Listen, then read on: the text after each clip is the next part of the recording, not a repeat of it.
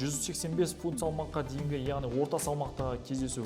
Дәл осы салмақта бұрын чемпион болған, кезінде Андерсон Силваны 2 мәрте қатарынан жеңген американдық Крис Уайдман мен оның қарсыласы тағы бір американдық Эрик Андерс арасында өтетін керемет кездесу. Бұл кездесуде сарапшылардың көбісі дерлік Эрик Андерсті фаворит ретінде көріп отыр, ал менің ойымша бұл кездесуде Крис Уайдман фаворит болуы тиіс. Өйткені Крис Уайдман, әрине сіздер айтуларыңыз мүмкін, бұл жауынгердің жасы 40-тан асты. Бірақ та Крис Уайдманның әлі де жоғары деңгейде төбелесуге шамасы бар екенін атап өтуіміз керек.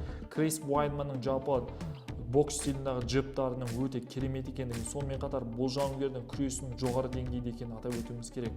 Ал Эрик Андерстің де жалпы бокс стилінің өте жоғары деңгейде екенін, сонымен қатар бұл жауынгердің грэпплинг стилінің жоғары екендігін атап өтуіміз керек.